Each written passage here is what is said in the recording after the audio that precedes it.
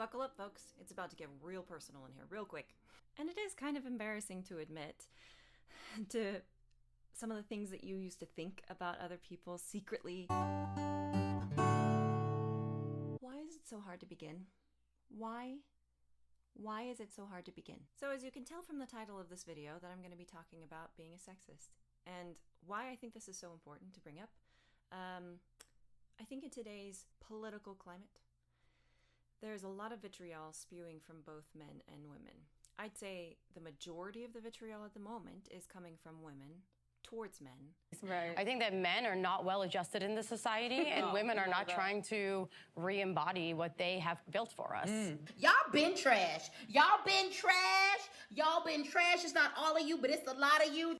I love how guys will be like, not all men, but then will proceed to say shit like, it's not that I don't trust you, it's that I don't trust other guys. But there's also a fair amount of kickback from men to women as well. I ain't having my chicks talking to other dudes, liking other dudes. My chicks don't go to the club without me. They are at home. And I just feel like there are a lot of casualties along the way of a lot of really good men out there that are not sure where they stand with a woman when they encounter her, because there can be a wide variety of opinions that woman can hold and reactions she might hold. And there are a lot of women out there too that aren't sure if they can trust certain men. Anyway, I used to sit on the sidelines and throw criticism at both sides because that's such a fun thing to do. And it wasn't until maybe a year or two ago that I realized that I have been in denial about being a sexist myself.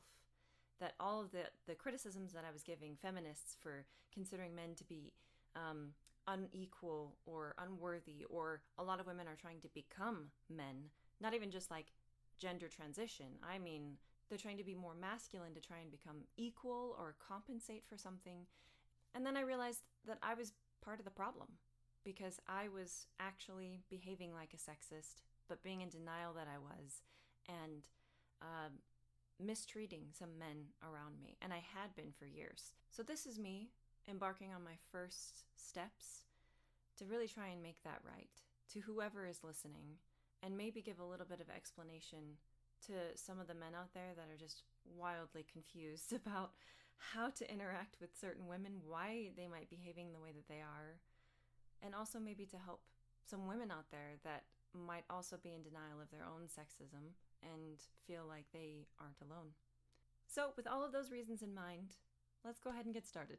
And it is kind of embarrassing to admit to some of the things that you used to think about other people secretly. Uh-oh. Did I say that or just think it? I gotta think of a line fast. But I hope this helps other sexists out there realize, like, that's no way to live. That's no way to live. There is a much better way to live. So some quick background about me. My family life growing up was not horrible by any stretch of the imagination, but it also was kind of rocky. My parents did get divorced when I was fairly young, and I did see them clash a bit before they got divorced. My reaction to it was fairly typical for a young girl. There were a lot of insecurities that entered into my life. I was unsure of where I stood with my dad because I was no longer living with him. And also on top of that, like, I was unsure if he even liked me because everyone used to tell me I look and act just like my mother, and he had just divorced her. And so that left me grappling with some abandonment issues, some daddy issues, some self-loathing. And it's, now that I look back on it, I don't shame myself for responding that way. It seemed perfectly normal for somebody who didn't understand how to handle those kinds of emotions, or didn't have the mental capacity to see objectively and realize that it was not about me. And a lot of credit to my father. He did a very good job about actually both of my parents did a very good job about not pitting me against each other. That my mom ensured that I still spent a lot of time with my dad, and I didn't appreciate it at the time. I didn't always want to spend time with him, but I'm glad that they've both forced me to do so and to build any kind of relationship with my father. I was not open to it, but it helped me many years down the road to actually let my heart open up to my father again, because I'd closed it hardcore, which is what stemmed, I think, my sexism.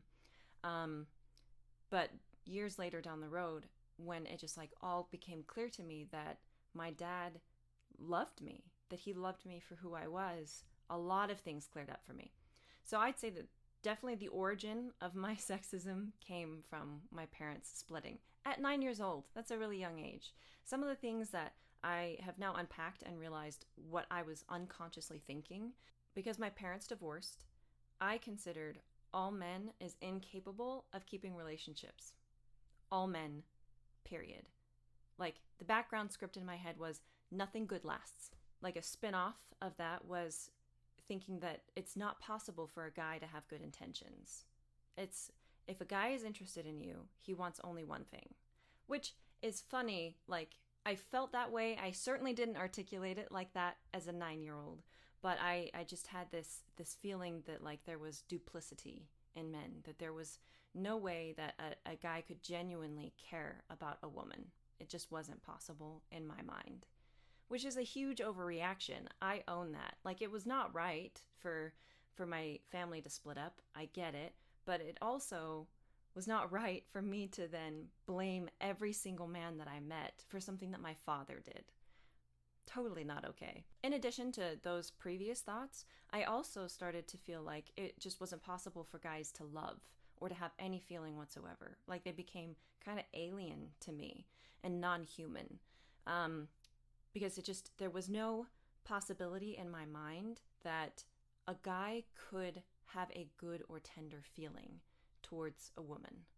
Just wasn't possible. I had no framework for that. So for years of my life, I've been living with these like 3 background scripts running in my head and in my soul, and that twisted every single kind action that a guy did for me. Like, when a guy would open my door just to go into like a building or something, I would get all gruff and be like, I can do it myself. Like, that's certainly what I thought, because in my mind, he's just doing it to try and get something out of me. It's a manipulation tactic. Also, I am fully capable of opening my own door. Thank you very much. I am not delicate. I can do this myself. That also kind of came to mind too. It was very much an attitude of like, I don't need men, and I'm going to live my life like I don't need a man. Any kind of courtesy is unacceptable. Yeah, so some of the stuff that I would think is like, he's just opening the door to get into my pants. It's a manipulation tactic. He's saying that. He's opening up about his emotions because he wants to take advantage of me. This guy's asking me on a date because he doesn't want to be lonely. He doesn't actually want to get to know me. He just wants to avoid an evening alone. Ultimately, it's still selfish. And something that a lot of guys I've noticed over the years aren't especially good at is asking questions. And that's like one of the ways that I feel the most cared about, is when people inquire about me and my inner thoughts and inner world. And so I took that weakness and made it something evil. Of like, see, guys never ask questions. They don't actually want to know who I am. They just think that I'm a pretty face, or they just think that like I'm a woman with a pulse. And that's enough. That's all that matters. I used to think guys aren't in touch with their feelings. There's no way they can feel as deeply as women do. That's not possible. And it was a sign of weakness to me when a guy cared about what I thought or my opinion. Because once again, that wasn't actually possible in my mind, that he would actually care. It was all a behavioral mechanism to try and get close to me so that he can burn me later. Messed up, right? That's messed up. Some other honorable mentions of what I used to think. Manly men don't watch chick flicks. All men have fragile egos, period. Men just aren't as mature as women are. Men only want sex, and they will break promises to get it. Men can't care, physiologically can't care about women in a selfless way. They're never going to actually notice what I need. They're oblivious, so why open up to them anyway? So to boil it all down into 2 main thoughts, it was like, no man could possibly have pure motivations. None. And men aren't human enough to feel what I feel. Compassion doesn't count because they don't feel anything. Guys, can I just take a moment here to say I am profoundly sorry that I used to think these things and that I used to behave in accordance with them. I am so sorry for slights that I gave out of what I considered to be a necessity for survival, and really it just ended up burning you instead. to like anybody I've ever encountered or not encountered and have like seen online or heard about, and I've lambasted you, I am so sorry. Like, I wish I could go back and undo that. I really do. And it was 100% not okay for me to blame all of y'all for something that you never did. Blame you guys for the fact that my family broke up as a kid. It wasn't your fault, and I treated you like it was. And I'm very sorry. And here are a couple of examples, because I know I like listening to other people's tea and stories, so maybe you will too. So 2 main ones and like 1 generic one.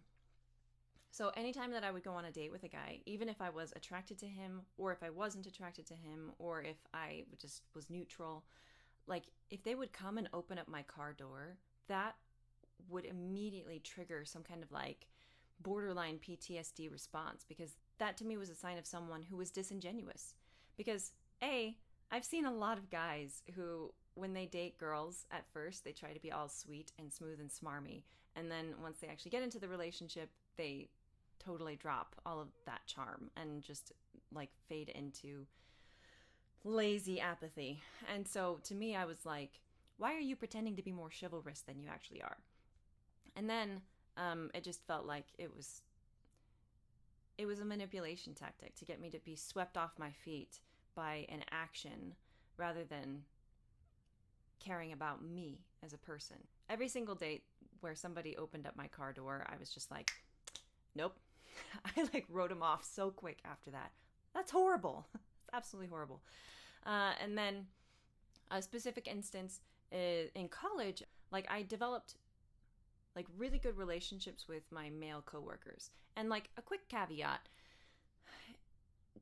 when it came to being friends with guys, I could be friends with guys and not feel a lot of these things. Like the friendship category was a good lane for me to be in because I felt like I could develop trust. There was no ulterior motive. It's like as soon as the guy became attracted to me, or I became attracted to him, that's when we were in the danger zone, and that's when all of the previous thoughts would apply. So in college, it was really easy for me to make friends with guys, especially my coworkers. Like, it's just super easy to talk to them because I would see them frequently. We'd build up a good rapport, and it wasn't like anything more intense was on the line. And so it was easy for me to bond. And I remember working at my college campus. I worked in their cafeteria part-time, and specifically one semester in their dish room where you could wash the dishes. So instead of food preparation, it was dishwashing. And I had a coworker there who I thought like, oh, he's kind of cute, and he had a decent personality, but because he was in the coworker lane and because we got along decently, like to me he was just a friend. Like I wasn't allowing myself to feel anything more for him. And it was the end of the semester, and it started to like hit me a little bit that like, oh my gosh, I'm gonna kind of miss him. And he in that last shift left before I did, and he tried to come and like tell me goodbye, and he had been flirtatious. I now see it. I didn't see it at the time. To me, it was not possible for somebody to be nice and be interested in me. Just the two did not coincide.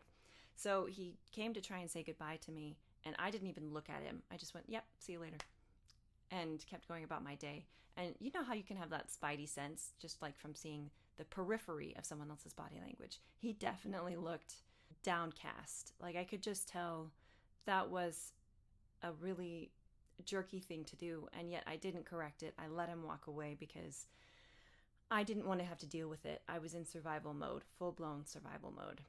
And like, here's another story too. There was another guy that was in my apartment complex that we were becoming decently good friends too. Like he would come and hang out with me and have some deep conversations and talk about the different people that his family had known and his opinions on things. And it was a lot of fun to just sit and talk to him because he was like an open book. And I love that. Like, that's so refreshing to me. One evening he came to me and spontaneously was like, we should go stargazing because I want to go stargazing. I think that would be super cool. And I was like, yeah, totally. Let's go.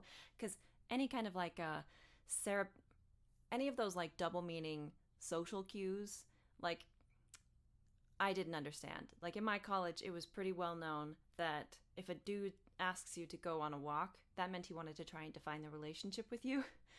Because there's no privacy in our apartment complex, really. And I never understood that. I was like, yeah, sure, let's go on a walk. And then if you tried to define the conversation, I'd be like, whoa, whoa, whoa, what are we talking about here? Same thing with like going stargazing, like code for going to make out. And I just didn't see it that way. I just was like, yeah, let's go stargazing. Very straightforward, very blunt. And so we went up to a canyon where we're sitting and we're having this fantastic conversation because this guy knew a whole bunch about different astronomical phenomenon, and I was soaking it in. I'm a Ravenclaw, so I love learning stuff, and especially if I can learn it from another person face to face, I love that. So he's telling me all these really cool things. It's a really good moment. We're both just like staring up at the sky, just overwhelmed with how gorgeous the night sky is and how small we feel in comparison, and a really good bonding moment. And he turned to me and he said, if we were dating, we'd totally be making out right now. And I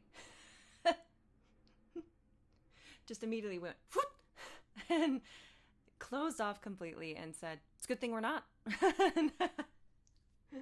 I laugh about it now, but there definitely were many days where I was thinking through all of these moments and being like, oh my gosh, what an idiot. Like, why was I so closed off and just so on my guard about a very innocuous comment? And it could have led to something else. It could have not. I don't know. But the fact that I was very ashamed for how I would respond and immediately shut a guy down. So as I mentioned before, I no longer feel this way. And a lot of that came because my dad and I's relationship has gotten so good. So good. Like my faith in humanity and in mankind totally restored. So here are some of the things that now I think about men. I now think it is like freaking adorable every single time a guy stops whatever he's doing because he hears a plane or a helicopter going overhead. And I have yet to see a guy not do that and just immediately get distracted and look up at it. And I think it's so adorable because you can get a little glimpse of like the little boy inside. Ah, so cute. I now see that for a lot of men, their feelings are so deep, it is difficult for them to talk about them. That in fact, instead of being heartless, they're so wholehearted. Not every man, of course, but many men are wonderfully wholehearted. And like, I'm moved by that now and impressed because I'm not as wholehearted as a lot of the guys that I've known. And I'm not as willing to be as vulnerable as they are. And it's something that I admire and I want to emulate more. Now, their emotions may be different in how they're organized, because like for women, everything's all intertwined. Every feeling is connected to every other feeling. Thing is connected to everything. The money's connected to the car, and the car's connected to your job, and your kids are connected to your mother. And for men, I think it's largely like column A, column B, column C. But the depth of that emotion is maybe, I would even say maybe even deeper than women.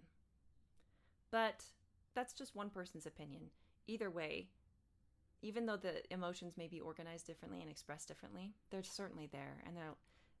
And for men, for so many men, there's just this wealth of good emotion and good intention. And I used to think that men were less mature than women, and now I think they actually mature quicker than women do. And here's what I mean. Because women have such complex emotion that's all intertwined, it can be really hard to unravel and understand what exactly you're feeling. I think men have a better idea of what it is they're feeling in general faster than women are able to figure it out. And that makes, for women, I think one of the struggles is managing our emotions. And then for men, it's managing their hormones. So maybe I'll say that as far as emotional maturity goes, I think guys mature faster than women do. But of course, if I'm wrong, I'm wrong. You're welcome to comment below if you think that I'm totally off on that one. That's just my opinion. I love that men hate loneliness. I think it is just so cute. There's so many men out there that just like crave companionship, and that's why they're willing to take initiative. I mean, it's scary asking somebody out that you don't know what their response is going to be, and yet they're willing to do it over and over and over again and face possible rejection because the desire to not be lonely is stronger than the fear. And I think that's really courageous, and I can't say that I have felt the same. There's certainly a lot of women out there that crave companionship as well.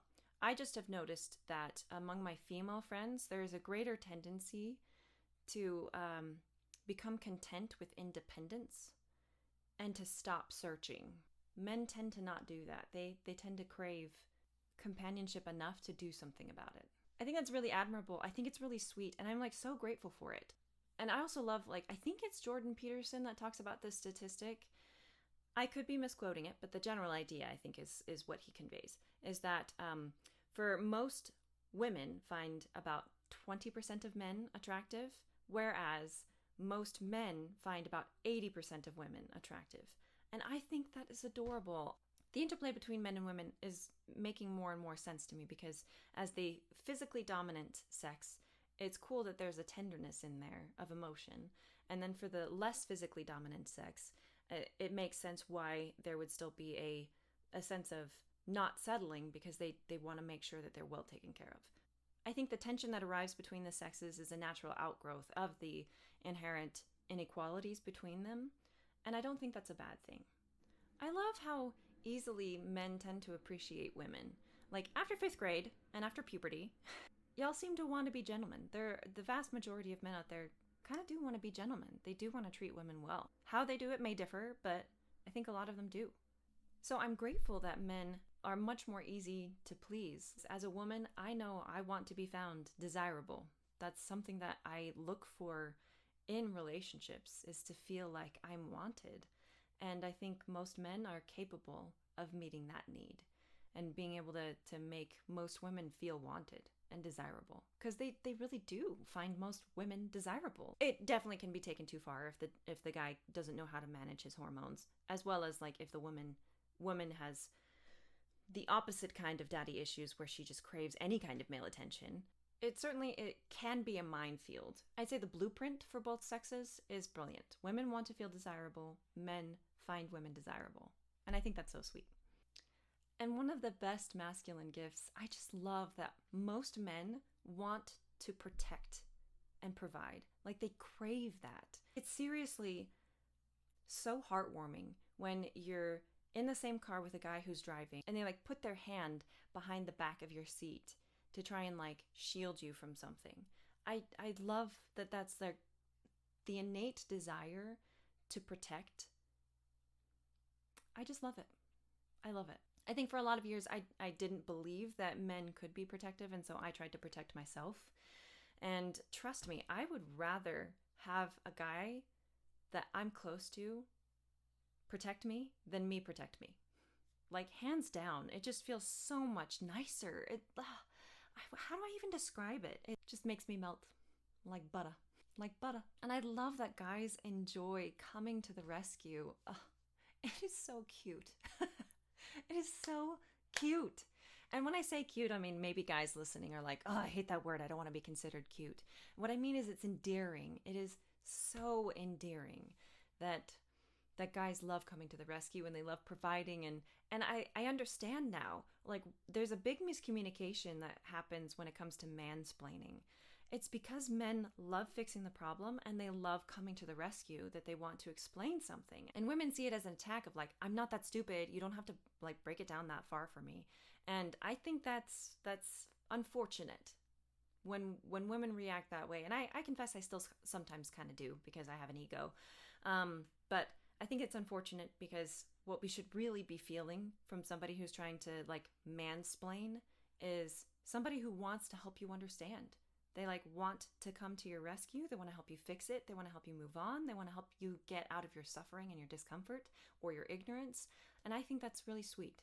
I think that's a heartwarming, an endearing trait to have. And this is not an all-inclusive list of all the things that I love about men, but I hope that gives some kind of a perspective on the fact that men are wonderful.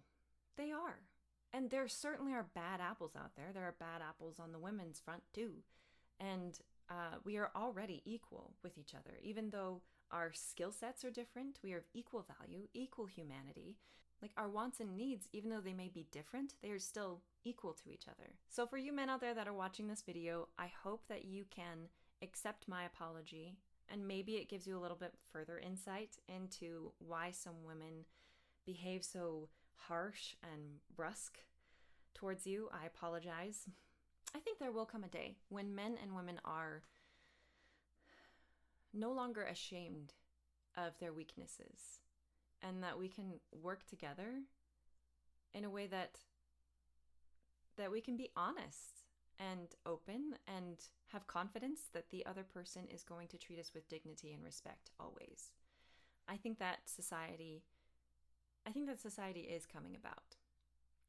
Contrary to what a lot of the news will purport, I think there are many, many instances where there's just already an innate respect between the sexes. And I love that. I look forward to the day that that spreads everywhere and that everyone can feel safe with everyone. I don't know exactly what it will take. I mean, in my opinion, it will take Jesus. So I look forward to that day. And I don't know how to finish this dang video. I never do. That wraps up the deep stuff talk for today. Thanks for sticking around. I really appreciate you being willing to listen to me monologue on something. We're done. The end. Over and out.